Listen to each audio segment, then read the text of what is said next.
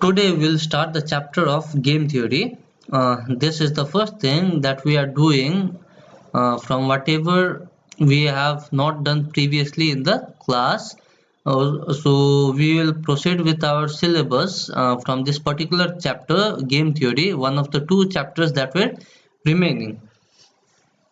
So we'll first start with the concept and meaning of game theory. So what is game theory? So we might face situations where we might have situations or problems where two or more decision makers, or what we call in terms of game theory, players are there who have conflicting interests or who are competing to each other, uh, who have certain strategies or decisions in their disposal that they can choose from, and whatever decision the other players or other decision makers take, that goes on to affect the outcome from my own decision that I have taken. So in such situations, what I need to do is I need to consider what possible decision the other players might take, and for each decisions they take, what possible outcome I may have for each of my decisions. So there I will keep in mind whatever strategy the other players have in their disposal while making my own decision or choosing my own strategy, and what effect their decision may have to the outcome of my own decision. So I will always consider the decisions the other players may take and the subsequent effect on my own decision, and I will select a particular strategy that will give me an optimum outcome. So that is the reason game theory is usually called the science of strategy or decision making. It gives us a mathematical model to that helps us choose between different decisions in a competitive situation or a conflicting situation. So game theory is the science of strategy or decision making. Optimal decision making may be required in a competitive situation where there are two or more parties with conflicting interests, and when the action taken by one party depends upon the action taken by another. In such cases, we can take help of the mathematical game theory model to choose our decisions so that we get the optimum output from our decision. So, uh, in such situations where there are other players along with us and they are in conflicting or mostly in conflicting situation or conflicting interests with us, we don't individually keep in mind our own decisions and the straight outcome from our decisions straight away, but also consider the decisions of the other player and what effect it can make to our to the outcome of my decision. So it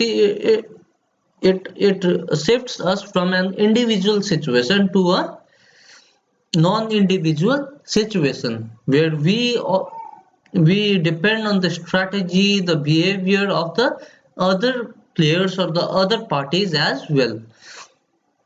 So in other words, it is also called a study of strategic interdependence behavior. What is strategic interdependence? When what one does goes on to affect the other, and what other does goes on to affect the former. So that is putting it in simple terms. Let's discuss some examples to make our concept a little more clear. So we may take a war situation between two countries as a decision of a game.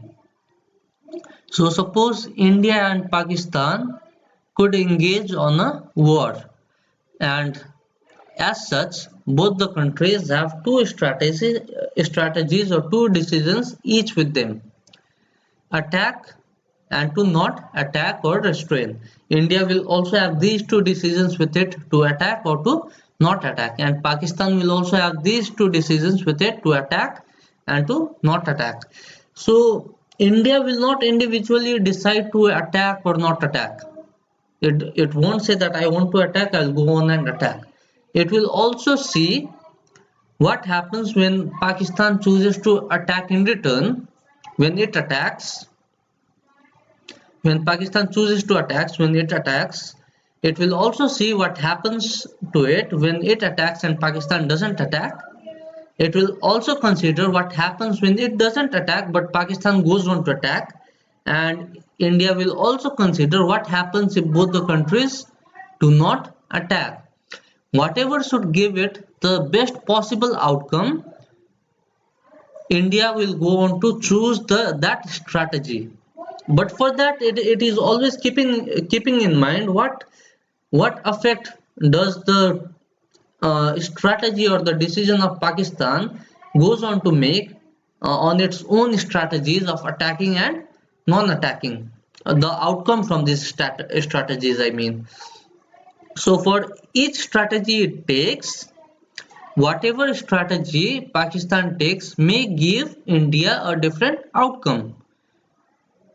So that is one example of a game. Another example may be two friends deciding to go out on an evening, uh, and deciding whether they would go for dinner or they would go for a movie. That may also be an example of a game.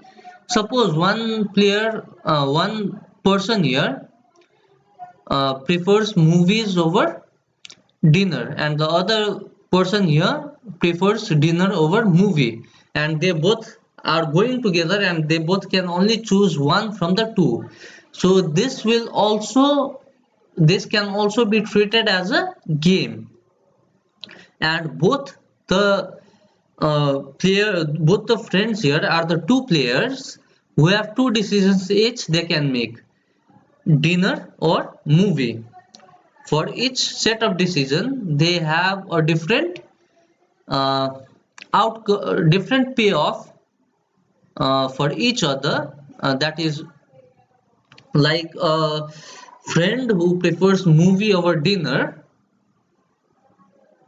may have a higher payoff in terms of utility when they both decide to go for movie, while the other friend who prefers dinner over movie will have a lower payoff in terms of utility. Whereas if both agree to go for uh, dinner, it will be vice versa. So this can also be a situation of game where the decision of one player uh, can go on to affect the outcome of from the decision of the other player. So these are few examples. Also, a game of chess could be treated as an example of a game where the strategy or where the decision taken by one player will affect the decision made by the other player, and also the outcome from his own decisions. Another example may be two competitive shopkeepers who are selling the same product on, like, let's take an event like on Sunday, whether they want to keep their shop open or they want to keep their shop closed. So for whatever decision one player takes here, he will always consider what the other player might go on to do and what subsequent effect it may bring to his outcome. So I will decide whether I will keep my shop closed on Sunday or not, uh, after depending on whether my competitor, whether the other shopkeeper who is selling the same product and who has a shop, let's say near my shop, keeps his store closed or not. And I will keep it open depending on if my competitor keeps it open or not. So In any case, whatever set of decision is taken, whether both the players keep their shop open, both the players keep their shop closed, one player keeps his shop open and the other player keeps his shop closed, or vice versa, there is a different set of payoff in terms of profit for both the players. So that could be another example of a game. So some important definitions of some terms that we might be using through the, or we will be using actually through this chapter of game theory. A game: any set of circumstances that has a result dependent on the action of two or more parties, players, or decision maker is called a game. What is a player or what are players? A strategic decision maker within the concept of the game. In our first example, India and Pakistan were two players of a game. In our second example, the two friends were our players of the game. And in our third example, the two shopkeepers were our players of the game.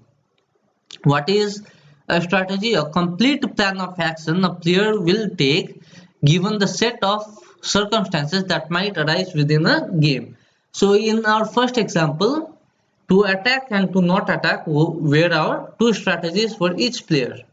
In our second example, to go for dinner or to go for a movie where the two strategies available to both the players. And in our third example, to keep the shop closed or to keep the shop open where the two strategies each available to each player. So what is payoff? The payout a player receives from arriving at a particular outcome is called payoff. So here we discussed the concept of game. Now we'll discuss two-person zero-sum game. That is what we need to do from game theory as per our syllabus. We don't need to discuss game theory in a very in-depth manner. We only have to discuss the two-person zero-sum game. So what is a two-person zero-sum game? A game may be classified on the basis of the number of players in a game. So a game may be classified in terms of how many players are involved in the game. So a game may be a two-person game, three-person game, four-person game, or a five-person game, depending on how many players are associated with the game. So a game in which only two-person are involved is called a two-person game, or a game in which only two players are involved is called a two-person game. And now what is a zero-sum game? A zero-sum game is a game in which the algebraic sum of the outcomes for all the participants is zero for every possible combination of strategies. So for every possible combination of strategy, there is a definite payoff that each player receives. So if the algebraic sum of the payoff received by each player from a particular set of strategy is equal to 0, or in fact from every possible set of strategy is 0, then it is called a zero-sum game. So suppose there are two players. Let's consider there are two players, and if if by if the two players have two strategies each in their disposal, and if player 1 or player A selects his first strategy and player B selects his first strategy, suppose let's take the example of the shop, keeping the shop open or keeping the shop closed. Let's say if both the players choose to keep their shop open on Sunday, then let's say let us take another example. Let's forget about the shop. Let us here consider whatever example we have written here. There are two players, player A and player B. So suppose if player A, here player A has two strategies, A1 and A2 with him, and player B has two strategies, B1 and B2 with him. Now suppose if player A selects strategy A1 and player B selects strategy B1, then suppose if the payoff of player A is 20 and the payoff of player B is minus 20, then the algebraic sum of the two players 20 plus minus 20 becomes 0. So for every set of strategies, if the algebraic sum of the payoffs of all the players likewise is 0, then the game is said to be a zero sum game. So then what is a 2% zero sum game? So if we combine both these conditions, then we get a 2% zero sum game. So a 2% zero sum game is a game in which there are two persons, two players involved, and in which the algebraic sum of the outcomes for all the participants is 0 for every possible combination of strategies. The example here is given as this. It will make it easier for you to understand if you follow this example. Suppose there are two players, player A and player B. It satisfies the first condition of having only two players. Both the players have two strategies in their disposal. Player A has A1, A2 as its strategy, and player B has B1, B2 as its disposal as its strategy. So A1, A2 are the strategies from which player A can choose or select, and B1, B2 are the strategies that player B can select. Now here the matrix gives the payoff of the players from every possible set of strategies.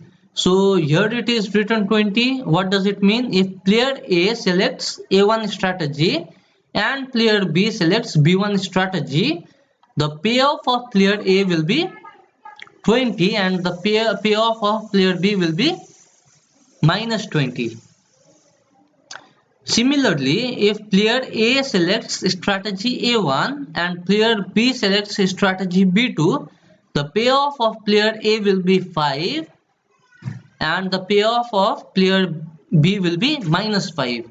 Similarly, if player A selects strategy A2 and player B selects strategy B1, the payoff of player A will be 30 and the payoff for player B will be minus 30. And lastly, if player A selects strategy A2 and player B selects strategy B2, then the payoff of player A will be minus 8 and the payoff of player B will be plus 8.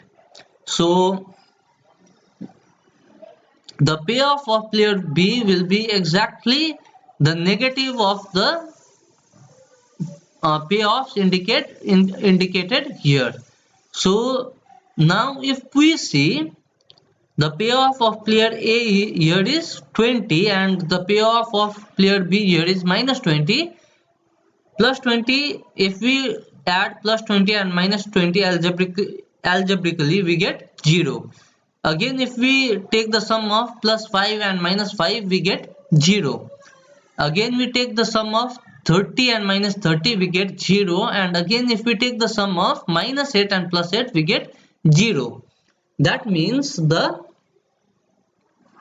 algebraic sum of the payoffs of all the participants in this game for every possible combination of strategy is 0. For every combination of strategy A1 B1, A1 B2, A2 B1 and A2 B2, the algebraic sum of the payoffs of each player is 0. I repeat, here the payoff of player A is 20 and player B is minus 20, we add them together, it is 0. So it is an example of two-player zero-sum game. So the assumptions of 2% zero-sum game, there are 4 assumptions. There are two players exactly with conflicting interests. There are finite numbers of strategies available to each player. For each specific strategy selected by a player, there are results as their results a payoff. The amount won by one player is exactly equal to the amount lost by the other player, or the payoff of one player is exactly negative to the payoff of the other player. So these were the concept of game that we discussed till now. Now the most important part that usually comes in the exam is to solve a game. So till now what we did was we just uh, had a discussion of what a game is, what players are, and what decision strategies are, and what 2% zero sum game is. So now we'll move a little ahead and we will learn what is most important in this. For this chapter, you will mostly from this chapter you are asked to solve a given game, and there are various ways in which a game can be solved depending on what the question is. So one of the simplest ways in which we can solve a 2% zero sum game is a minimax maximin, is using the minimax maximin principle. So we'll see how this works. So here we are given a question where we are given a two-player zero-sum game. Here we have two players, player A and player B. Both the players have finite number of strategies available to them. Player A has A1 and A2. Player B has B1, B2, B3 and B4 as its strategies. And here the profit of one player is exactly equal to the loss of other player, because the for each set of strategies, like for example here for strategy A1 for player A and strategy B1 for player B, the outcome is 8 for player A and the outcome for B will be minus 8, exactly opposite to it. The sum of it will be 0. So this is a two-player zero-sum game, and we will try to use the minimax maximin principle to solve this game. So what we'll first do, we'll first copy down the matrix of the game. Here we'll copy down here player A, player B, strategy A1, A2, strategy B1, B2, B3, B4, and we'll copy down the payoffs given respectively. So what we do first, the first step is that we take R, that is row minima, and C, that is column maxima. What do we do in row minima? We take the minimum value from each row. So from the 80, 40, 20 and 5, the minimum value is 5. And from 10, 30, minus 10 and minus 8, the minimum value is minus 10. So let us first only consider player A. Regardless of what player B does, we don't care what player B does right now, we just consider player A. So what will be the objective of player A here? The objective of player A always will be here to maximize his profit or payoff,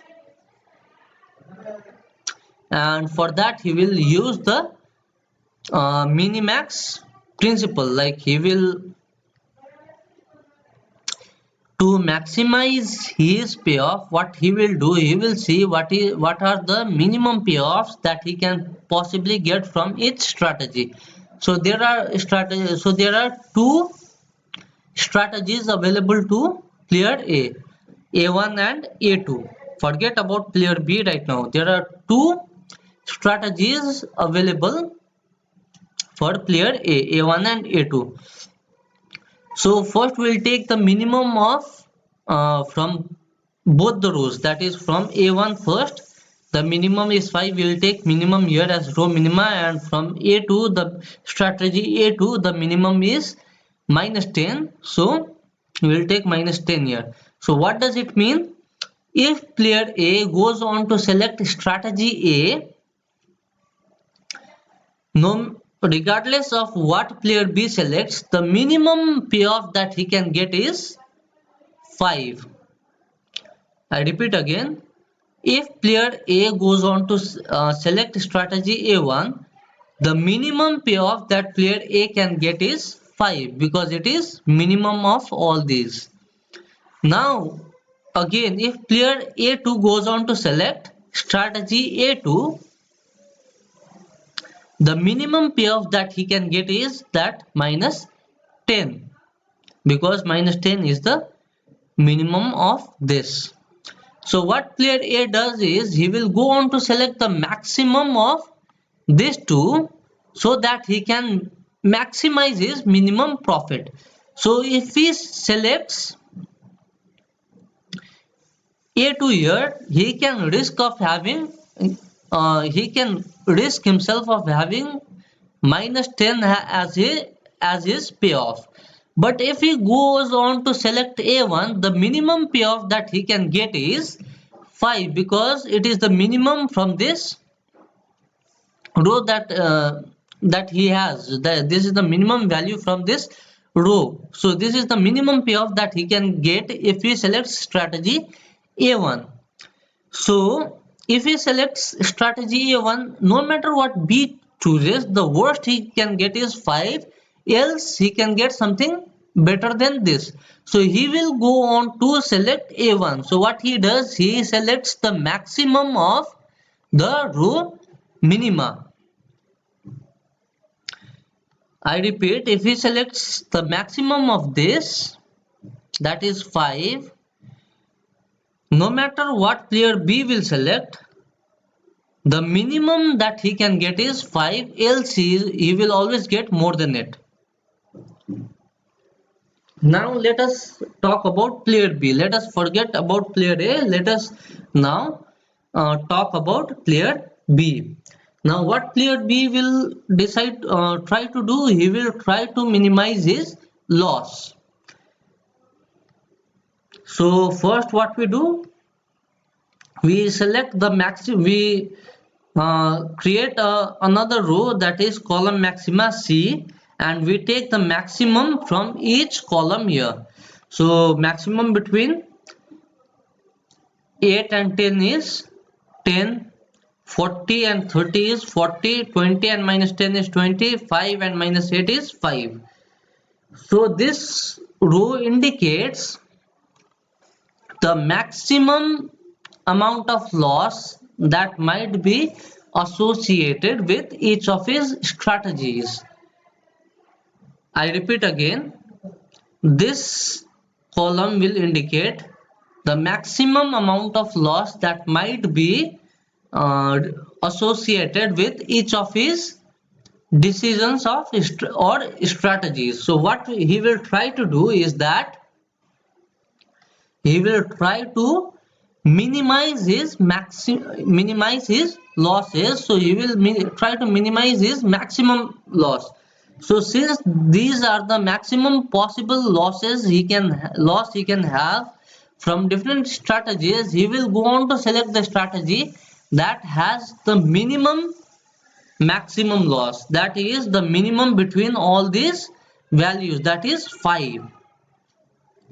So if he selects 5 here, the B4 strategy, if he selects B4 strategy among B1, B2, B3, B4, since B5 is the highest loss for player B between 5 and -8, -8 for player B means 8 units of profit, and 5 for player B here means 5 units of loss. So maximum amount of loss he can incur by selecting B4 will be 5, which is any time better than the other possible maximum losses that he can have by selecting other strategies. Like if he selects B1, he can have 10 units of loss at the maximum. If he selects B2, he can have 40 units of loss in the maximum, depending on what player A chooses. So if he selects B4, regardless of what player A chooses, the maximum amount of loss that he will have is 5, else he will have something less than it. Else he will have a loss that is always less than 5, no matter what player A selects. So the maximum of row minima is maximum between 5 and 10 minus 10 is 5. The minimum of column maxima is again the minimum of this row, that is 5. Here comes the concept of saddle point. So using the minimax maximin principle, you can only solve games that have saddle point. Now what is a saddle point?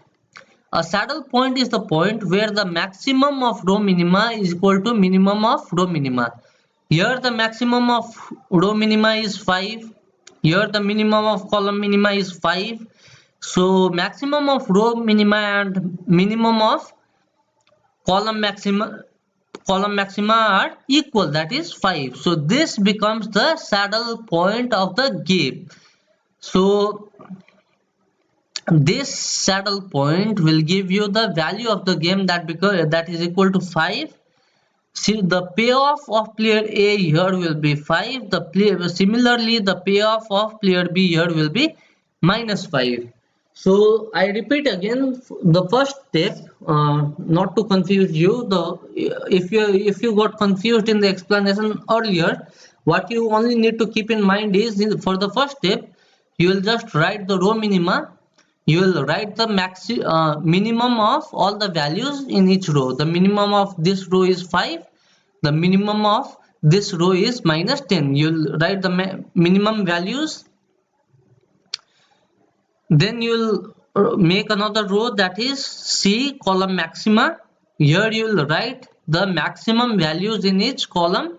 The maximum of this column is 10. The maximum of this column is 40. The maximum of this column is 20. The maximum of this column is 5. Now you will locate the maximum between these two values. The maximum between 5 and minus 10 is 5. The minimum, and then you locate the minimum between these values. The minimum between these values is again 5. If these two values coincide, that will give you the saddle point, and then the game can be solved using minimax maximin principle. So 5 then will be the saddle point. The saddle point, because the maximum of row minima and the minimum of column maxima is equal at this point. So the 5 will be the saddle point. It will give you the value of the key game that will be equal to 5. It will also give you the payoff for player A that will be equal to 5, and it will also give you the player of player B that will be equal to minus 5. So this is how we use the minimax maximin principle to solve a game theory, a two-person zero-sum game with saddle point. If it doesn't have a saddle point, we cannot solve a game using this technique or this method. So we'll discuss further things related to this topic in days to come. For now, this should be enough for this video.